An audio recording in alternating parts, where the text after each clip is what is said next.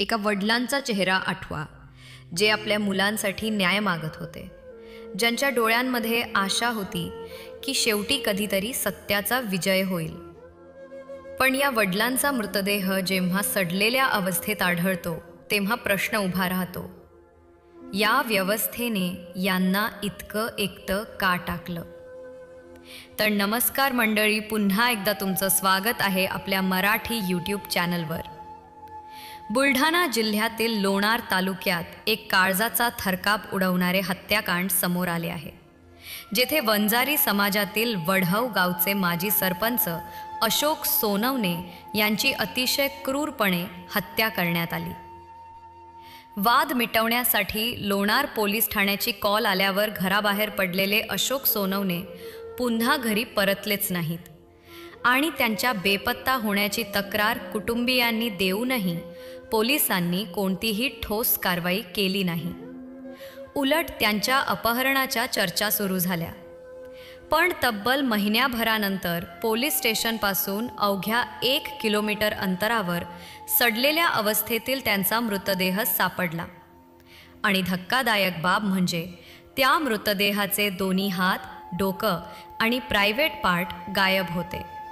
यावरून ही हत्या किती अमानुष पद्धतीने झाली हे स्पष्ट होते. विशेष म्हणजे अशोक सोनवणे यांनी 1 वर्षाच्या काळात 8 वेळा माझ्या जीवाला धोका आहे अशी तक्रार पोलिसांनी केली होती, पण पोलिसांनी त्याकडे दुर्लक्ष केलं आणि शेवटी नेमकं तेच झालं. आजही मुख्य आरोपी फरार असून पोलिसांच्या भूमिकेवर गंभीर प्रश्नचिन्ह उपस्थित होत आहेत. इतकंच नव्हे तर या प्रकरणात पोलिसांचा सहभाग असल्याची चर्चा देखील जोर धरू लागली आणि जिल्ह्याचे पालकमंत्री, खासदार, आमदार किंवा स्वतःला वंजारी समाजाचे नेते म्हणवणारे मुंडे बहिणभाऊ यापैकी कोणीही या प्रकरणावर बोललेले नाहीत. यावरून संताप व्यक्त करत ऑल इंडिया पॅन्थर सेनेचे दीपक केदार यांनी थेट सवाल उपस्थित केला असून मागील 3 दिवसांपासून ते सातत्याने या प्रकरणावर आवाज उठवत आहेत आणि त्यांच्यामुळेच हे प्रकरण सध्या चर्चेत आहे. या पार्श्वभूमीवर 60 वर्षीय अशोक बाबाजी सोनवणे यांच्या पत्नी लता सोनवणे यांनी दिलेल्या तक्रारीनुसार त्यांच्या पतीचा भावकीतील कैलास, प्रशांत आणि संतोष या तिघांसोबत 3 वर्षांपासून जमिनीच्या मालकीवरून वाद सुरू होता, ज्याची केस सध्या दिवाणी न्यायालयात सुरू आहे. आणि 11 मे 2025 रोजी पोलीस जमादार धोंडगे यांच्या फोनवरून पोलीस ठाण्यात वाद मिटवण्यासाठी बोलावण्यात आलेले अशोक सोनवणे बेपत्ता झाले.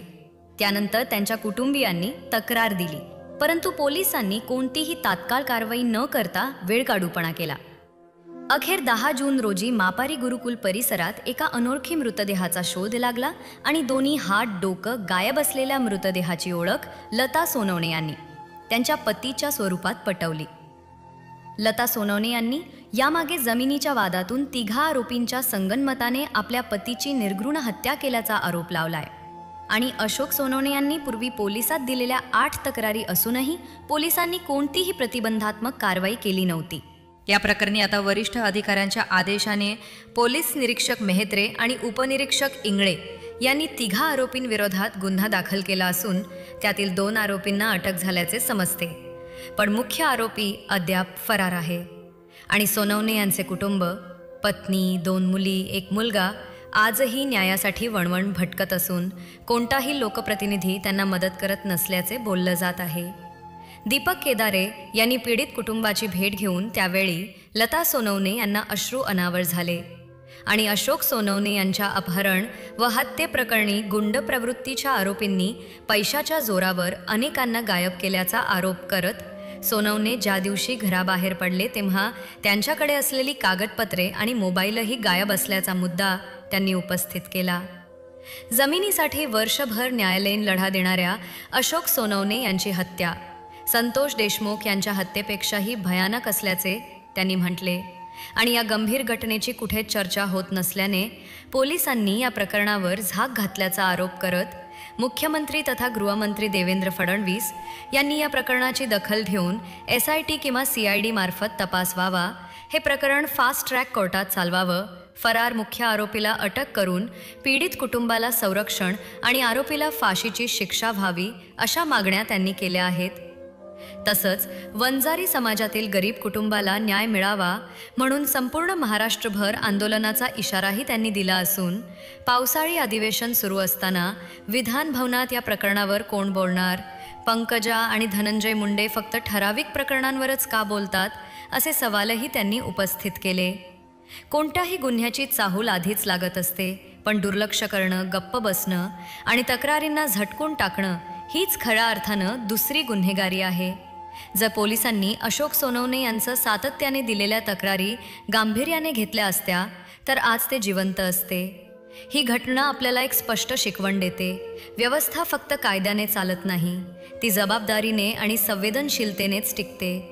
पीडिताला आवाज द्यायला लागतोय, आरोपी मोकाट फिरतायत आणि आपण फक्त पाहणारे बनून बसलोय, हे बदललं पाहिजे. अशोक सोनवणे हे एक नाव नाही तर एका व्यवस्थेतील कुचकामीपणाचं प्रतीक आहे. आता तरी डोळे उघडा, अन्यायाविरुद्ध लढा द्या, कारण उद्या ही वेळ आपल्या घरावरही येऊ शकते. या घटनेविषयी आपली प्रतिक्रिया काय आहे आम्हाला नक्की कळवा आणि अशाच सत्यकथा जाणून घेण्यासाठी आमच्या यूट्यूब चॅनलला सबस्क्राईब करा आणि बेल आयकॉन प्रेस करायला विसरू नका. धन्यवाद.